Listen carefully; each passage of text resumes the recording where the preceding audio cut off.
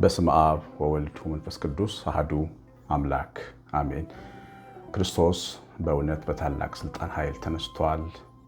ዲያብሎስን አስሯል። አዳምን ነፃ አውጥቷል። ከዚህ በኋላ ሰላም ፍስሐ ለምድራችን ሆኗል። ተወዳጆች እግዚአብሔር ብሩካን ሁላችሁ በያላችሁበት የክርስቶስ ንጹሕ ደም ከሞት እስራት የገዛችሁ ወደ ዘላለም ተስፋ ወደ ዘላለም ክብር የደረሳችሁ እግዚአብሔር ልጆች ተብላችሁ እንድትጠሩ አብ እንዲህ ያለውን ፍቅር የሰጣችሁ መንፈስ ቅዱስ ያተመን ሀብተ ወልድ ስመ ክርስትናን የሰጣችሁ ብሩካን ሁላችሁ እንደምንቆያችሁ ሁሉን የሚችል አምላክ ጌታ መድኃኒት ኢየሱስ ክርስቶስ ከሰማይ አባቱ ከአብ ከሕያው መንፈሱ ከመንፈስ ቅዱስ ጋር በአንድነት በሦስትነቱ ተወደደ የተመሰገነ ይሁን። ሞታችሁ አትኖሩ የሚል ትምህርት ርዕስ ነው እንዳያችሁት ያለው። አንደኛ ጴጥሮስ የቅዱስ ጴጥሮስ መልእክት አንደኛ ምዕራፍ 2 ቁጥር 24 ላይ ነገር ግን በጽድቅ ለሚፈርደው ራሱን አሳልፎ ሰጠ፣ ለኃጢአት ሞተ፣ ለጽድቅ እንድንኖር እርሱ ራሱ በሥጋው ኃጢአታችንን በእንጨት ላይ ተሸከመ፣ በመገረፉ ቁስል ተፈወሳችሁ። ይህንን ቅዱስ ቃል ነው የምንመለከተው። እናንተ ክርስቲያኖች፣ እኛ ክርስቲያኖች ለእኛ ብቻ የሆነ ሞቱንና ትንሣኤውን ላመንን በጥምቀት ከሱ ጋር ለተባበርን ለተባረከ ትውልድ የሚሆን ትምህርት ነው። ይሄ ትምህርት ለማንኛውም ሰው የሚሆን አይደለም።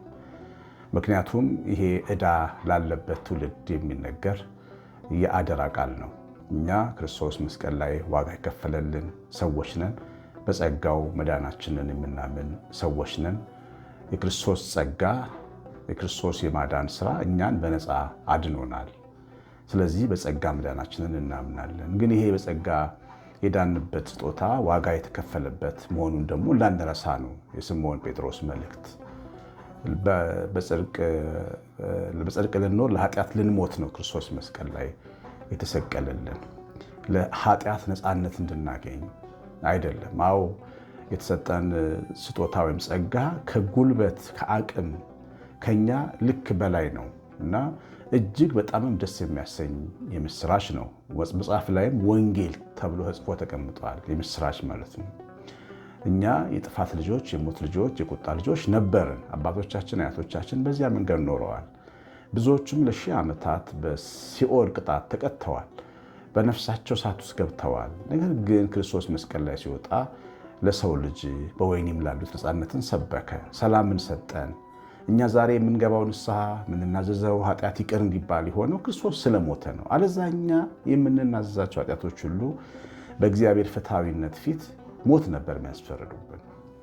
ስለዚህ የእኛን ሞት ጥርግርግ አድርጎ መስቀል ላይ በመውሰድ ለጽድቅ እንድንኖር አድርጎ ሰርቶናል እግዚአብሔር ልጆች እና የክርስቶስ ሞት የሰጠንን የጸጋ ስጦታ አድንቀን አክብረን ተደሰተንበት ደግሞ የእኛን ኃላፊነትም ደግሞ አንድ ላይ ይዘን መቀጠል አለብን። አሁን ዘመናዊው ክርስትና የክርስቶስን ሞትና የጸጋውን ስጦታ አድንቆ የሰውን ልጅ ኃላፊነት ንቆ ነው የሚያስተምረው። በዚህ ምክንያት ቅድስና አልባ ኑሮ ተጀምሯል። ቅድስና አልባ ኑሮ ደግሞ ቤተክርስቲያንን ያወድማታል፣ ክርስትናን ያጠፋታል ከምድረ ገጽ። ቅድስና አልባ ኑሮ ኤቲስቶችን ያበዛል፣ እግዚአብሔር የለሽ ሕዝብ ይበዛል። ምክንያቱም ትናንት እንደተማርነው እኛ 5ኛ ወንጌል ነን። 4 ወንጌላት አሉ፣ 5ኛዎቹ ወንጌሎች እኛ ነን። በእኛ ላይ የሕይወት ሽታ ከሌለ፣ ነጸብራቅ ከሌለ፣ ጌታ እግዚአብሔር መፍራት ከሌለ፣ በጎነት ፍቅርና መልካምነት ከሌለ ሰው ሃይማኖታችንን ይጠላብናል፣ ክርስትናችንን ውሸት ያደርገዋል። የህንዱ ነፃ አውጪ ማህተመ ጋንዲ ክርስቶስን እጅግ ይወድ የነበረ ሰው ነበር። የእሱ እምነት ሂንዱይዝም ነው። ነገር ግን የክርስቶስ ትምህርት በጣም ከሚማረካቸው ሰዎች አንዱ ነበር እና ብዙ ጊዜም በክርስቶስ ስዕል ፊት የተሰቀለበት በጌታ ስቅለት ፊት ቆሞ ብዙ ሰዓት ተክዞ ያስብ ነበረ ይባላል። ነገር ግን ይህን የሚወደውን ክርስቶስን እንዳያየው እንቅፋት የሆኑበት ቅኝ ገዢዎች የነበሩ በስም ክርስቲያኖች ነን ያሉ እንግሊዞች ነበሩ። ሲጠየቅም የተናገረው ይህንን ነው። ክርስትና ክርስቶስ ደስ ይላል፣ ክርስቲያኖች ግን ሰይጣኖች ናቸው ብሎ እንዲያስብ አድርገውታል። በዚህ ምክንያት በብዙ ዛሬ ቢሊየን ናቸው ህንዶች፣ በቢሊየን ወይም በብዙ ሚሊየን የሚቆጠር ህዝብ ክርስቲያን እንዲሆን ምክንያት የሚሆነው ሰውዬ ክርስቲያን ሳይሆን ቀረ። ክርስትና አካል ገዝቶ ቃል ስጋ ሆኖ በህይወታችን ውስጥ እስኪታይ ድረስ ማደግ አለብን። እግዚአብሔር ልጆች፣ አሁን ጌታ ኢየሱስ የተናገረው ይሄ ነው። ለጽድቅ ኖረ ለኃጢአት እንድንሞት ነው ጌታችን ኢየሱስ ክርስቶስ በደላችንን መስቀል ላይ የተሸከመው። እንግዲህ ክርስቶስ ሞተ ተነሳ አይደል? ትንሣኤውን እያከበርን ነው። በጣም ደስ የሚያሰኘው በትንሣኤው ብርሃን እየተመላለስን ነው። እሱ ከሞት ተነስቷል። እኛ ግን እየሞትን መኖር የለብንም። ጌታ ኢየሱስ ክርስቶስ ዋጋ ከፍሎ ለሰው ልጅ ዋጋ ማለት ከባድ ህመም፣ ከባድ መከራ፣ ከባድ ጭንቅ፣ ከባድ ቁስል ተሸክሞ ነው ያዳነን። ያንን ከባድ ቁስል ከባድ ዋጋ ከፍሎ አድኖናል። እኛም ዋጋ ከፍለን መሞት ግን የለብንም። በጣም ብዙ ጎልማሶች፣ ብዙ ወጣቶች ዋጋ ከፍለው ያመነዝራሉ። ከትንሣኤ በኋላ ዋጋ ከፍለው ሰው ያስጠቃሉ፣ ጠላቶቻቸውን ይበቀላሉ። ዋጋ ከፍለው የሚያሰክር መጠጥ ጠጥተው ቤታቸውንና ልጆቻቸውን ያስርባሉ። ዋጋ ከፍለው ድራግና እጽ እየወሰዱ ለቤተሰቦቻቸው ለወላጆቻቸው ሐዘን ይሆናሉ ብዙ ወጣቶች።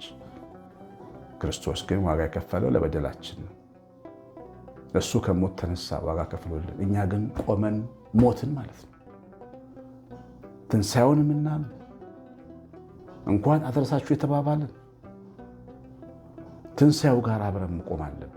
አብረን ከመቃብሩ አጠገብ ሕያው ከሆነው ከኢየሱስ ክርስቶስ አጠገብ መቆም አለብን። ሕያዋን ሆነን መቆም አለብን። የክርስቶስ ሞት እና ትንሣኤ ሕይወታችን ጋር መምጣት አለበት። በዓል ብቻ መሆን የለበትም።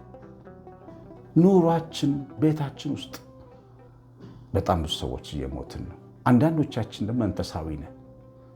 አሁን የምንላቸው ነገር አናደርግም። በተራራችን ታማኞች ነን። አፋችን ውስጥ የሚገባው ሰው የሚመገበው ምግብ ብቻ ነው። በመጠጥ አንሰክርም፣ በድራግ አንሰክርም። ነገር ግን ተስፋችን ደግሞ የሞተብን ሰዎች አለን። ትንሣኤውን እያመንን ክርስቶስ ተንሳ ሙታን እያልን የኔ ነገርማ ሞተ ያለን ሰዎች ደግሞ አለን። ጌታ ተነስቷል፣ እኛ ግን ሞተናል፣ ቆመን። ሰው እንደውም ትልቁ ሞቱ ተስፋው ሲሞት ነው። ታውቃላችሁ? ትልቁ ሞቱ ልቡ ሲሰበር፣ መግቢያ ሲያጣ፣ መውጫ የለኝም ሲል፣ የኔ ነገር አበቃ ሲል ነው። እግዚአብሔር እያለ ሰማይ ላይ እግዚአብሔር እያለ አዲስ መዝሙር አዲስ ቁጥር 10 መዝሙር አሁን በሰሞኑ ይመረቃል። ሚያዝያ 7 ይወጣል። አይመስልም እኮ አይመስልም፣ ነገር የሚለውጥ አይመስልም። አነጋስ ሲል ሌሊቱ፣ ቀኑ ሲጨልም ሲረዝም ይታገሳል፣ እሱ መች ይረሳል የሚል ዝማሬ አለ መዝሙር። አይመስልም። አዎ ይገባኛል። እግዚአብሔር ልጆች አይመስልም። ጨለማ ውስጥ ሆነን፣ ሌሊት ውስጥ ሆነን፣ ምጥ ውስጥ ሆነን፣ ጭንቅ ውስጥ ሆነን፣ ሰው ታሞብን፣ ዕዳ በዝቶብን፣ ችግር በዝቶብን፣ ትዳር ተቃውሶብን፣ የሆነ ነገር ውስጥ ገብተን አይመስልም። አንዳንዶቻችን 4 ዓመት ነን፣ አንዳንዶቻችን 5 6 ዓመት ነን፣ 7 10 ዓመትም የቆየናለን። አይመስልም። የሚያጽናናን ሰው የሚቀልድ ነው የሚመስለን። ግን ዓርብ አልፎ እሑድ መምጣቱ ግን አይቀርም። ትንሣኤውን ያመኑ ክርስቲያኖች እንደዚህ ማመን አለባቸው። እግዚአብሔርን በእምነታችሁ አክብሩት። ስታሸንፉ ትደሰታላችሁ። ቀን ሲነጋ ትደሰታላችሁ። ቀና ትላሉ፣ ትመሰገናላችሁ። ጻድቅ አምኖ የተሻገረች ጻድቅ ትባያለሽ። እግዚአብሔር መንገድሽን ዘመንሽን ይባርካል። የትዕግስትሽን ፍሬ በቀሚስሽ ያሳቅፍሻል። ወንድም የመታገስህን ፍሬ በሕይወት ውስጥ ያሳይሃል። ግን ተስፋ እንዳይሞት፣ ምክንያቱም ሰው ክርስቶስ ተነሳ ብሎ በመንፈሱ ግን ሞቶ መኖር የለበትም። እግዚአብሔር ልጅ የትንሣኤው ልጆች፣ አንዳንዶቻችን ደግሞ ሞት ካፋችን የሚወጣል። የሞት መላእክት ከአፋችን ውስጥ የሚወጡብን ሰዎች አለ። ክርስቶስ ሞትን አሸነፈ የሚለውን ትልቁን አዋጅ ምንስማማና አሜን ያለን ንሴብሖ ሲባል ከበሮ ይዘን የዘመረን ውጭ ላይ ቆመን እልል ያለን ያጨበጨብን የስግደት ቀን ትንሣኤከ ብለን ሲዘመር ለምናምን ብርሃን ላክልን ሲባል ጧፍ ይዘን ያበራነን። ከአፋችን ግን ሞት የሚወጣ ብዙ ሰዎች ደግሞ አለ። ቆመን የሞትን ሰው እኛ ጋር ከተቀመጠ ተስፋ ቆርጦ ነው የሚሄደው። እንደው እስቲ የምትናገሩትን ነገር አንድ ቀን ስልካችሁን ቀርታችሁ ተዋሉ። ውስጥ ከሰው ጋር ስታወሩ ምንድን ብታወሩት? እስቲ ቅዱትና አውሩ፣ አዳምጡ። ምን አይነት ሰዎች እንደሆነን እናውቃለን። ትንሽ አጠገባችሁ ትንሽ ስትቀመጡ የሚያስፈራ ነገር ይዛችሁ እንድትነሱ የሚያደርጉ ብዙ ክርስቲያኖች አሉ። የሚያወሩት ሁሉ ፍርሃት ነው። ክርስቶስ ተነሳ ብለን እየሞትን መኖር መቆም አለበት፣ መቆም አለበት። ሱናማይቷ ሴት አላያችኋት? ልጃታ ብቻዋን ትኖር ነበር በምክንያት።